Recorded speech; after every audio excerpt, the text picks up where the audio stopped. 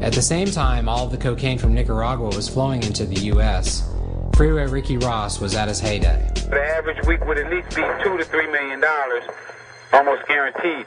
Some days we would have $2 and $3 million days. After Freeway Rick was arrested, an investigative journalist by the name of Gary Webb uncovered a link that connected him back to the Nicaraguan Contra movement. I read Dark Alliance. I got a copy personally from Gary Webb himself. And to read the book, it was fascinating for me, to find out that I was connected with the CIA and all these high-powered people up in the government. Ricky Ross was just lucky. He just happened to get a source who was connected to the CIA. For a long time in South Central, the buzzword was that the CIA was selling crack. I said, no, the CIA wasn't selling crack. The CIA was importing cocaine. Ricky Ross got it, turned it into crack, and he sold it. According to Gary Webb's Dark Alliance, when Danilo Blandón was displaced from his home country of Nicaragua, he set off to America to raise money to aid the Contras in ridding his home from the invading Sandinistas. When Ricky Ross was introduced to Blandón, Blandón was in a position to create a pipeline of cocaine that he in turn gave to Ricky Ross on consignment. Which I like the sound of that, because I was always trying to get to the top anyway. Suddenly, some major sources opened up for him. Danilo Blandón, Norwin Meneses, both of whom were tied to the CIA and the Contras, and Gary Webb did a masterful job of breaking those stories and proving with documents that that was the case. Whatever we were running in LA, the profit it was going to the Contra Revolution. I started doing a little research on my own, and I read a little bit about Oliver North and the Contras, because I never knew what the Contras was before. There's ledgers of Oliver North and them actually transporting the cocaine to our country. There's film. Every piece of document that's possible. Talk about being in the wrong place at the wrong time. First-time dealer and former Crip Leroy Chico Brown was arrested with Rick. Chico walked into a DEA sting operation that was set up to capture and imprison Rick in trade for Rick's old partner, Danilo Blandón. How could this be possible? And we reading through the documents, and then that's when Gary Webb started explaining it to us, and we was like, everything came together now. One of the most paramount moments, perhaps caused by Gary Webb's Dark Alliance, took place in November of 1996. It was a monumental historic event. I mean, the director of the Central Intelligence Agency was coming to Watts to face the people. Now, we all know that the U.S. government and the CIA supported the Contras in their efforts to overthrow the Sandinista government in Nicaragua in the middle 80s. Now, it is alleged the CIA also helped the Contras raise money for arms by introducing crack cocaine into California. Deutsch felt he had to do something to try to deal with the outrage that was foaming all over the country at the time. And of course, it just blew up in his face.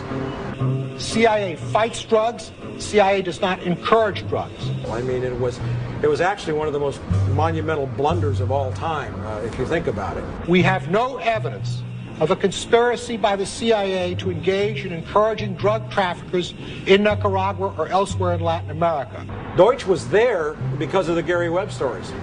The Gary Webb stories had sparked a national furor. I would like to have Richie Ross's brother to speak, please. The United States government turned their head and let this cocaine come into the United States of America. Allow Gary Webb to have full access. This whole thing is orchestrated. It was near pandemonium. It was about, I guess, 1,200 people in the standing room only in the auditorium, 2,000 people outside listening on loudspeakers. And it was very hard to keep control. I got called on finally, and I said to her very clearly, I was looking right at Deutsch. I am a former Los Angeles police narcotics detective, and I work South Central Los Angeles, and I will tell you, Director Deutsch, that the agency has dealt drugs throughout this country for a long time.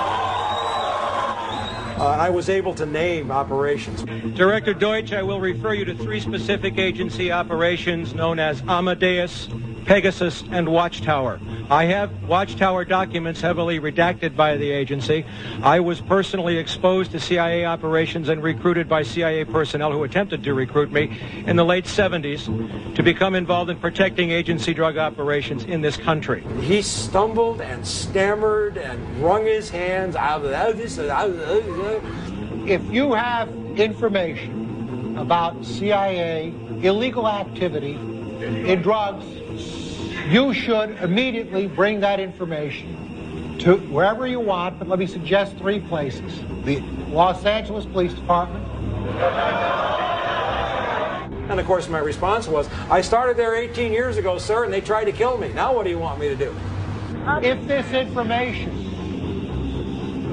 turns up wrongdoing, we will bring the people to justice and make them accountable.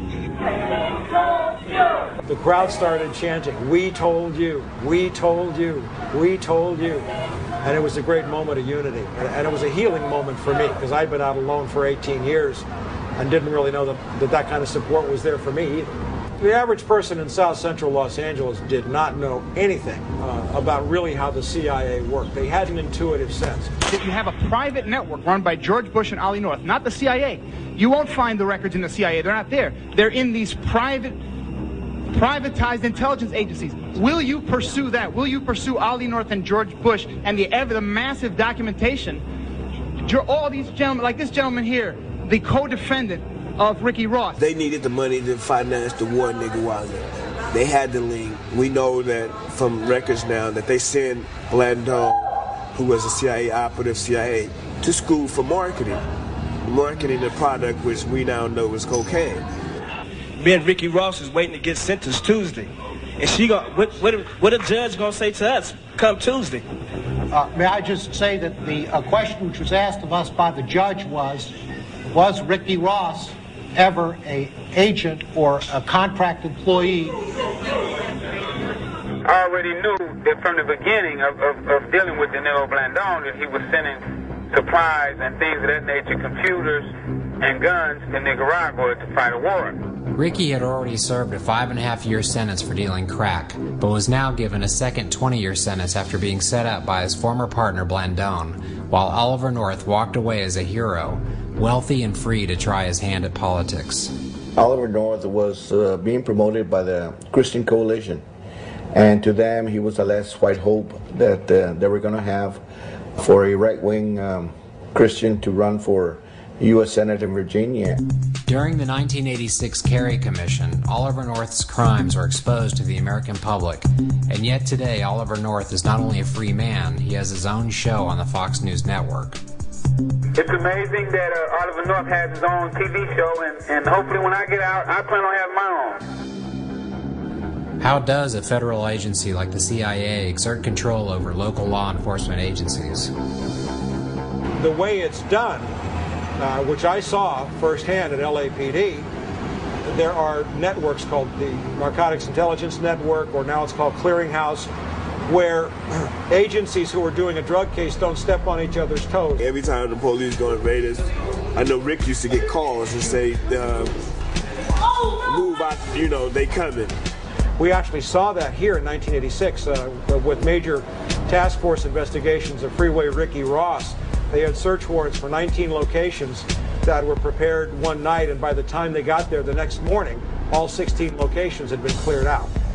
And that means that obviously there was a leak. That's the way the CIA protects its share of the drug trade.